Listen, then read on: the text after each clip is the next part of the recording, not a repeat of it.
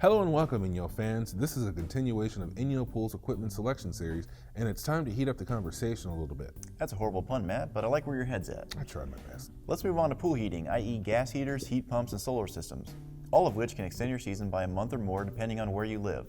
We'll discuss all three types of heating systems, but first, let's start with gas heaters. Sound good? Sounds super fantastic, Robert. All right, great. Now, gas heaters are essentially beefier versions of your home water heater or are optimized for high water volumes. These heaters are fired by either propane or natural gas. The selection of either is normally determined by their availability in your area. Most homeowners prefer the clean installation of a natural gas line when compared to a large propane tank having to go on the side of your pool. Gas heaters use metal heat exchangers that are used to heat the water. Heat exchangers are made out of copper or cupronickel. Copper heat exchangers are the standard option for heaters, but should only be used in traditional chlorine pools due to copper's fragility. These types of heat exchangers are susceptible to harsh or imbalanced water chemistry and should never be used in salt pools. If you have a salt chlorine generator or want the option to install one in the future, your best bet is to go with a heavy-duty cupronickel heat exchanger. These are made of copper alloy reinforced with nickel to prevent any ill effects from corrosion. Now we'll dip into high elevation and low emission heaters. Some heater models are sensitive to a higher elevation. Raypak, for example, requires heaters to have specific sized orifices for installations over 2,000 feet.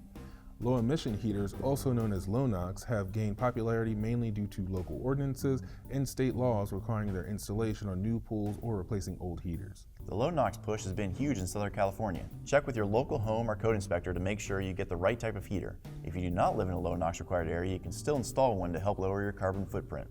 Once you've decided on a heater type, you'll need to select the size. The sizes are rated by British Thermal Units, or BTUs. Most residential heaters range from 100,000 to 400,000 BTUs. The correct heater size is determined by the time required to heat the pool. There's an easy calculation used to select the appropriate BTU size. You take the desired temperature and subtract the average air temperature. This will give you the total heat rise. So let's say you want your pool to be 85 degrees, and the average air temperature in your area is 70 degrees. The difference is 15 degrees. If you wanted to raise the temperature 15 degrees in 8 hours, you'll need a heater that can heat the water roughly 1.8 degrees in an hour. That's pretty smooth math. It's UCF. Yeah, right here. there it is. The next step will be to use the size charts provided by the manufacturer. Using our example from the previous videos, we'll select a heater for a 16 by 32 pool. We'll first need to know the surface area, so you multiply 16 by 32, which gives you 512 square feet. Now that's intellect right there. It is. That's real math. As you can see from the chart, the BTU sizes are listed along the left side and the surface areas are listed at the top. The column under 500 square feet lists the degree rise per hour. We know that for our example, we need a model that would heat the pool at a rate of 1.8 degrees an hour. In this case, the 336,000 BTU heater will be sufficient. And next we move on to heat pumps. Well, I have to say, heat pumps are pretty interesting machines. Oh, do tell. Okay, the heat pump does not create its own heat, but instead pulls heat from the ambient air. Heat pumps use a super heavy-duty titanium heat exchanger to make it virtually impervious to even the harshest of water chemistry. The downside of heat pumps is their sensitivity to cooler temperatures. The colder the weather, the less efficient they become. Most heat pumps won't work efficiently in weather temps lower than 50 degrees. True, but there are some models like the AquaCal Icebreaker that can operate in temperatures all the way down to the low 20s.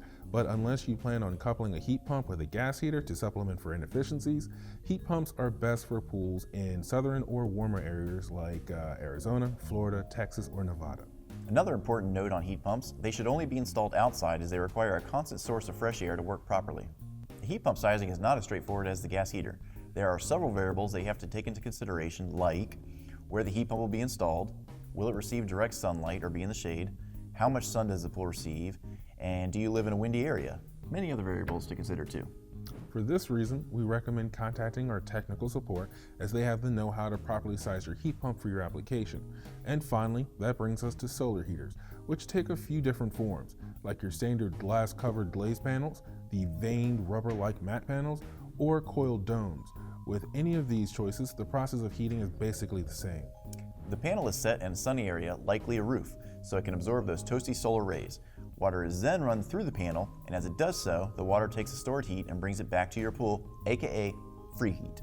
For anyone cheap like me, and like you, Yes. free is their favorite word. It really is. The size of your solar panel array is tied to your pool's water surface area.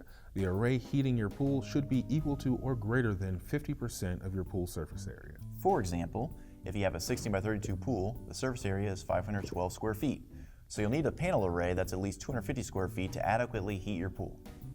Solar systems are offered in packages according to pool size or single add-on sections, so you can make your solar panel array as big as your pump can handle. And as we've mentioned in other parts of this selection series, it is acceptable to oversize a heater to make sure your pool reaches the desired temperature in a reasonable time. For a super in-depth look into solar heaters and how they work, read our blog written by the one and only Matthew Gray Simmons. That is not my middle name. Yes, it is. I will never tell you it.